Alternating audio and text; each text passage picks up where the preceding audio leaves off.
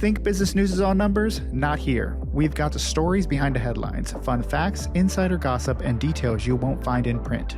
Join us as we pull back the curtain on Orlando's biggest business moves and give you the scoop you didn't know you needed. Welcome to the Business Backdrop from Orlando Business Journal.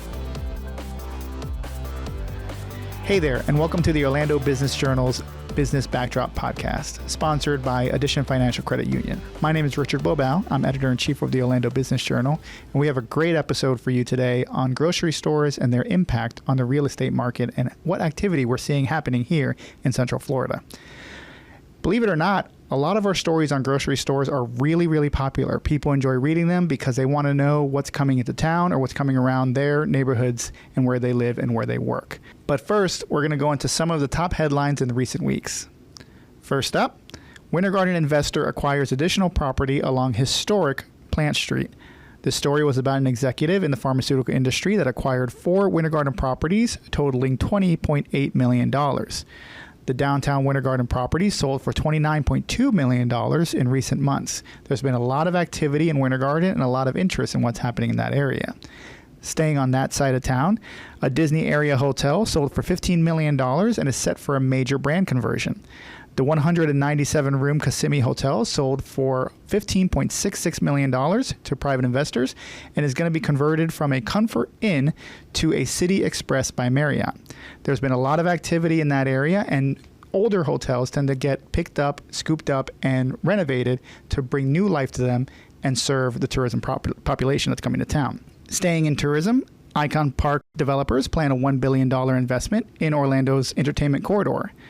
New York-based Flag Luxury Group plans a $1 billion investment on International Drive.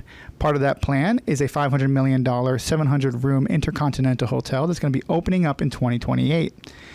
There was always the speculation that after Epic Universal Orlando Resort's new theme park opens, and which it opened in May, when it opened, that there would be a lot of interest of development in the region, and this seems to be another sign of that activity that's coming our way. So those are some of the great headlines we have on our website. If you want to see more, please visit orlandobusinessjournal.com. And now we're going to roll into our next segment right after this break. When it comes to meeting your short and long-term saving goals, you need a financial partner focused on helping you, not their bottom line. At Addition Financial, we see the real you. For more than 85 years, we've helped Central Floridians get the most for their hard-earned savings. Compare our saving rates to the big banks, and we think you'll like what you see. And with convenient money management tools and personalized guidance, we make saving easy. Addition Financial, exceptional banking for everyone since 1937.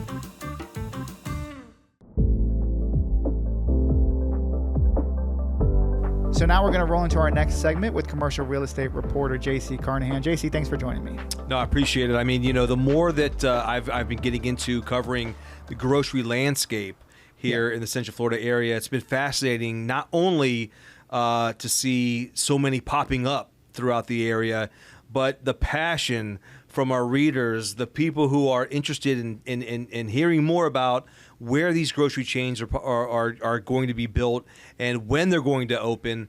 I think that's the one thing that stood out to me during my time here at OBJ covering this topic. So it's great you mentioned that. JC's had a lot of great stories recently on the grocery real estate market, specifically Publix and Trader Joe's are two that we're going to speak about today. So to kind of dive into it, JC, what have you seen so far in your coverage of those two brands and what they're doing for Central Florida?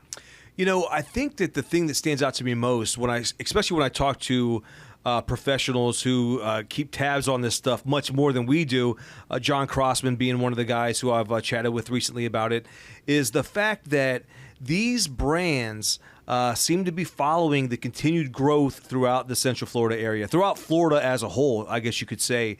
So anytime that you see developments that are in the works, the rooftops that are going to be put in, and you oftentimes will see these big brand players trying to plant their flags in these different areas. And it's actually much more beneficial for many other reasons, not even associated to the grocery stores themselves, because you have the retailers who are nearby, the restaurants, things like that, who also benefit from the grocery anchor, which turns out is the number one real estate play throughout the whole state.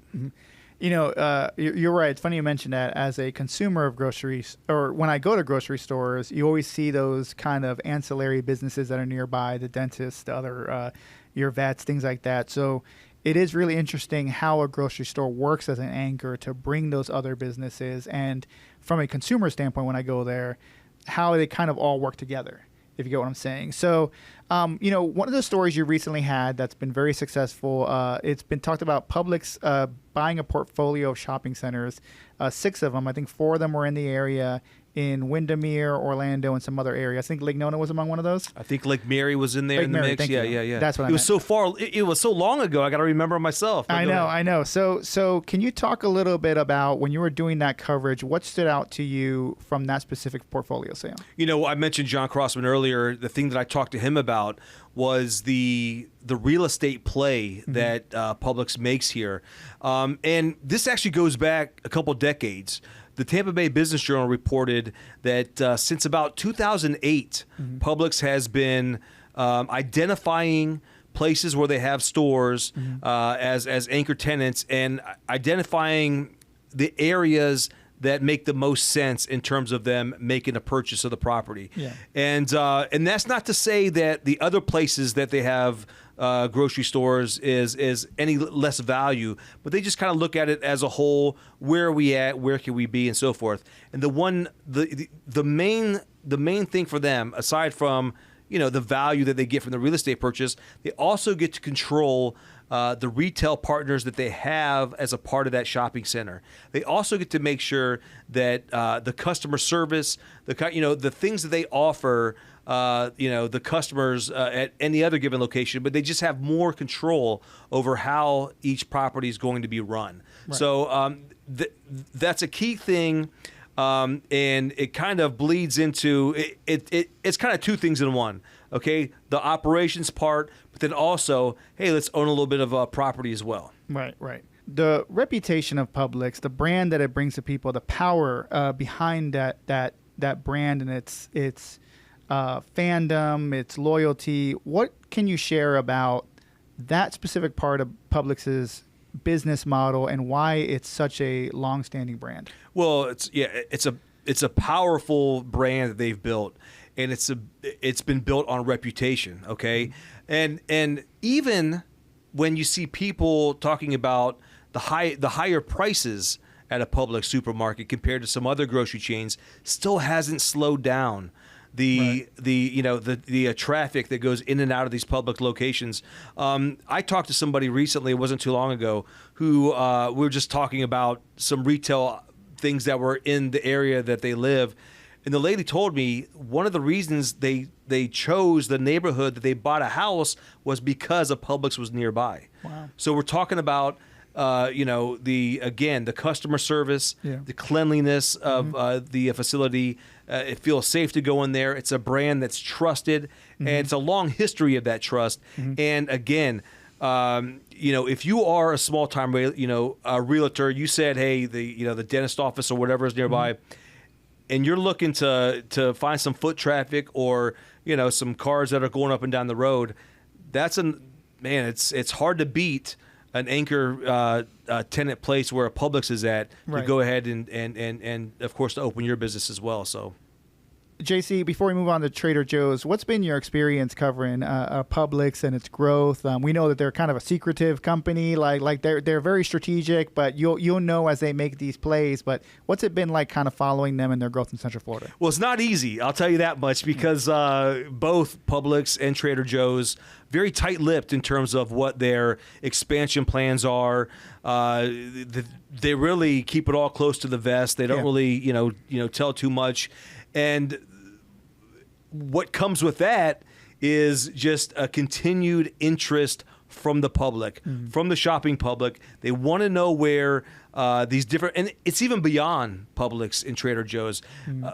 Many other different types of grocers, just people are very interested to find out where they will be landing, when they will be opening, because there's a little bit of brand loyalty that that a shopping center, that that a grocer has that kind of surprises me a little bit. You know what I mean? Just Right. just you don't really think that it's that big of a deal. Yeah. You live somewhere, you go shopping somewhere, and then you go on with life. But no, people are passionate about it.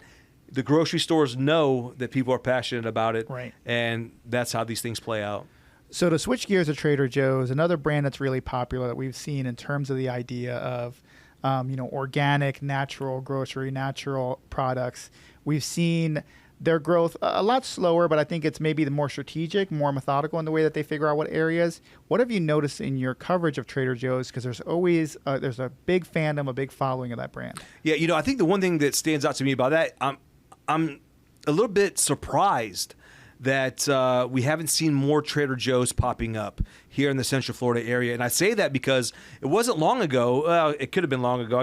But several years ago, they opened up a distribution center in Volusia County. And so you figure, wow, this must mean that we're going to see Trader Joe's popping up, much more regularly. We had one open up in Brevard County. We had one open up, I believe, in Volusia County as well.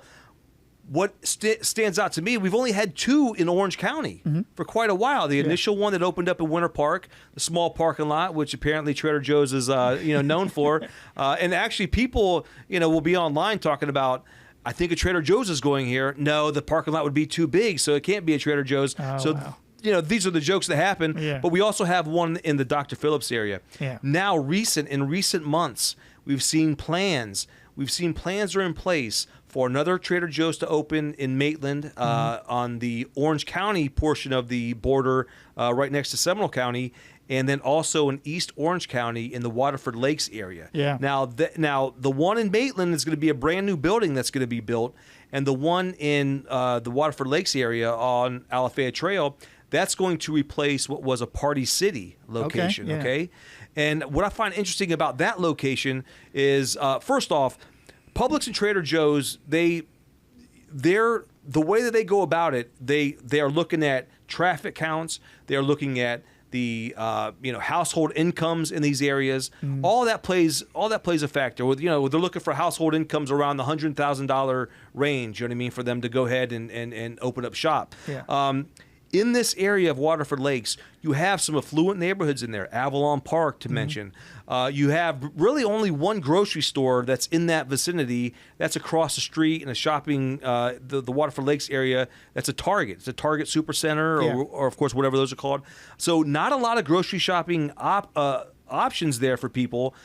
Trader Joe's opening is going to not only be a big boost to grocery shoppers, but to the other retail and restaurant businesses in that area. This is also a location that's just south of UCF. Right. Okay. This is a location that was right next to where a Lucky's Market was. Lucky's Market shut down, I think, in 2020. Yep. And so for that space, I believe, is actually still vacant to this day on the corner of University and Colonial and Alafaya. Sure. So again, the fact that the strategic way that these brands are going about it, it's not just, hey, let's pop something up here and there. Right. There's a reason that all this plays out.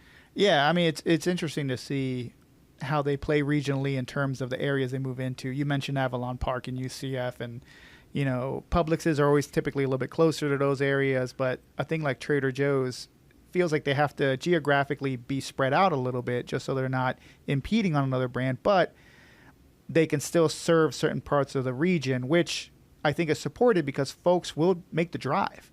They will travel for those brands. Doubt. And so I know as someone who lives in northwestern Orange County, when the Trader Joe's opened up in Winter Park, and that was the only one that opened up, that was the one that I traveled to just to kind of check things out. Now, that was really far for someone in the northwest part of town, but I mean, if you're in Avalon or if you're in UCF and you're looking at that Waterford Lakes one, I can see that being a popular location. And then, let's just, also it's worth mentioning that Publix serves one reason to go shopping. Right. Trader Joe's serves a different reason. So, Right.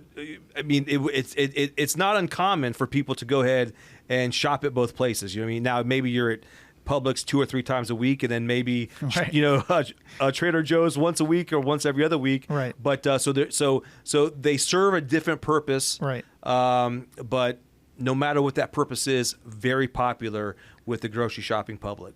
JC, thanks for your time. Last question. What's been your biggest takeaway as an expert following the grocery stores in Central Florida, as they grow into the regions, the activity you've been seeing? Yeah, I think the thing that stands out most is it reminds you of how much we are growing here in the state. I mean, people are still moving here, even if the numbers, fluctuate. People are still moving here. Development is still happening. Mm-hmm. And when rooftops are popping up, that's where you're going to see more grocery, action happening. Mm-hmm. I may have mentioned earlier, I may not have, but I do want to make it a point that throughout 2026, we are going to see a lot of different grocery brands opening throughout the year. Mm-hmm. Will they all be able to sustain and maintain any sort of effort to stay open as they compete with a Publix or the boutique stuff that's Trader Joe's?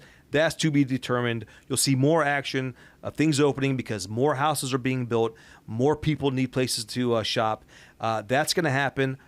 Who will stand the test of time and last when all the dust settles? We'll find out in the end.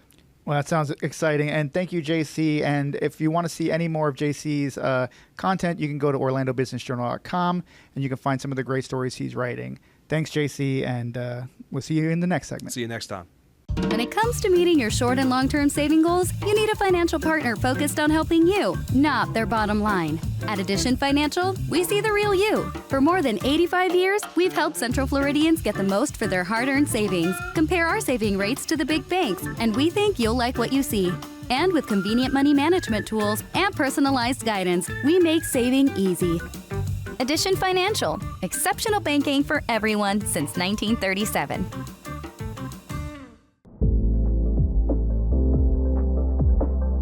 So thank you to JC Carnahan for sharing insight on the state of groceries in Central Florida. That wraps up our episode this week, ladies and gentlemen. So thank you for joining us. And thank you to our sponsor, Addition Financial Credit Union. So please like, subscribe, and rate our show and tell your friends about the business backdrop if you think they'll enjoy it. Find us on Apple Podcasts, Spotify, YouTube, or wherever your podcasts are. And until next time, we'll see you soon.